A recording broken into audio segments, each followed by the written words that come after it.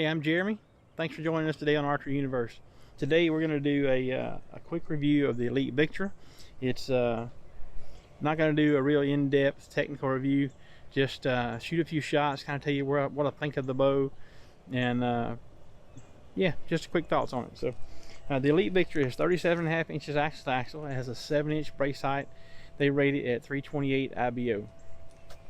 My draw length is 28 and 3/4, 7/8, right in that range. So shoot a few shots. I have shot probably 15-20 shots out of it, enough to shoot through the chronograph and just see where it was at, and just kind of get my sights reasonably close.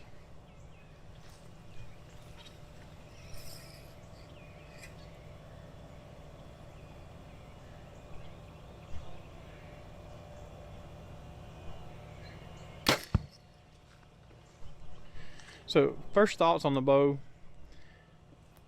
as fresh as I am with it, is it's incredibly stable. And so when I say stable, what I mean is at the shot, the bow barely moves. And I know people can equate that to smoothness, but you know, I've got a carbon Eon that I hunt with, and I've got an Exalt that I shot last year. Both are incredibly smooth. Vibration, almost no vibration at all.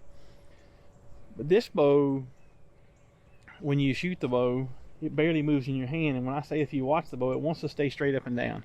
And I realize that you can affect that some with the stabilizers, but it does that actually with very little work. So pay attention on the next shot or two and just kind of watch the reaction of the bow. So far, that's probably the most impressive thing to me in the bow, is just how stable it is when it goes off.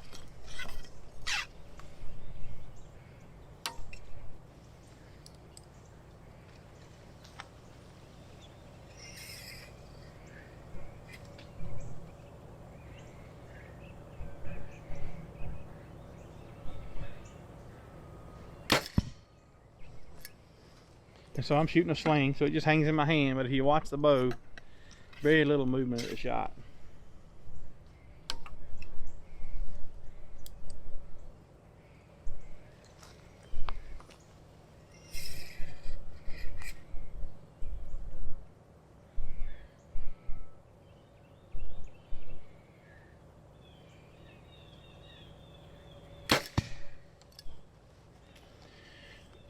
The bow actually aims really well, and I've had several buddies tell me that.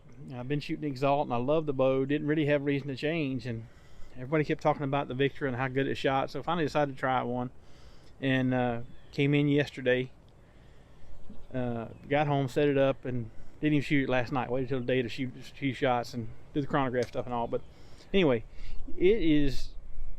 I'm surprised. It actually aims at least as good as the Exalt, which I felt like was one of the best aiming bows I had picked up, maybe even better. They talk about the design of the riser being more in line, helping it be a little more stable as far as up and down aiming. It's gonna be tough to say it's better than the Exalt, because the Exalt was so good for me, but it's at least as good as in the aiming category. One thing that really surprised me was the speed. They rated it 328 IBO, so I was expecting mid 270s at best with my Ultra 25 series, but actually at 61 pounds with an Ultra 25 series 350 spine with a 120 point, weighs 386 grains, shot 285. Shot 5 shots with it through chronograph.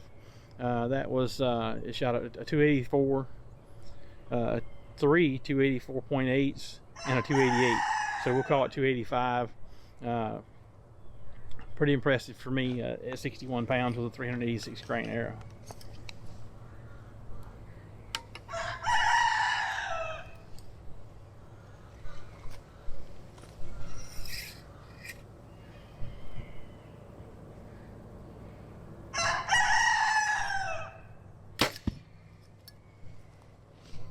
Yeah, so again, if you watch the bow, it's just amazing at how stable the bow is, just straightforward at the shot. Couple things new this year on the target bow. They took the yoke system off some of their hunting bows and put on the target bow, so you've got a split yoke now. That's going to give you more clearance on your cam. It's going to balance the limbs better, and I think that has something to do with how the bow reacts. I noticed the same thing on my carbon Eon over the carbon era prior to that, it actually, the bow was a little more stable with that yoke system that way. They still have the Picatinny rails on the limb pockets. Still have a pick rail on the front of the riser. Same cable roller system they've had in the past. One thing new for them in the yoke system this year is they actually put a way to time it. And so you loosen the screw, you loosen the set screw, you turn the bolt, and it actually move. You can actually change your timing. So one thing new for them this year is in the yoke system, they actually put a timing system to be able to adjust your timing. Putting the yoke system, putting a timing adjustment in the yoke system is not something new. Bayer Jennings actually had a Carbon Extreme. I'll try to put a picture up here with a picture of that system in it, all the way back in the early 90s, like 92 range. The Browning Mirage, actually they had a timing system built into the yoke system. McPherson Archery actually had a timing system built into the yoke system. A lot of companies in the yokes actually had a donut wheel that you turned that had different slots in it with different lengths. So timing bows in the yoke system is not something new. It's been around at least since the late 80s, maybe earlier than that. With the advent of soft yoke cables, synthetic fibers, that went away. They didn't see the need for it. It wanted to be able, you could twist the cables. You didn't need that.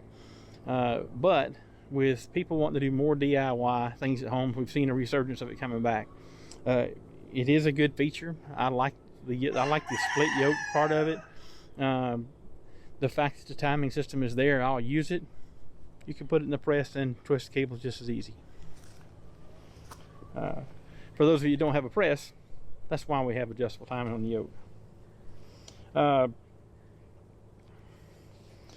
They do have a high and low rear mounts for your bars.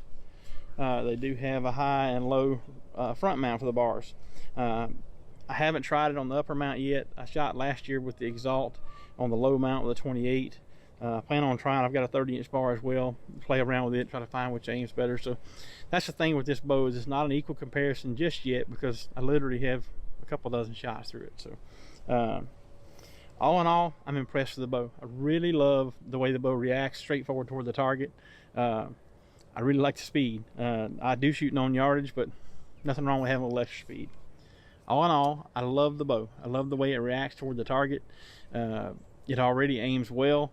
It'll only get better as I have a little time into it to adjust my stabilizers and balance of the bow. So I really appreciate you watching today. If you don't mind, click that like button, subscribe, and share this with your friends. God bless, shoot straight, and I'll see you next time.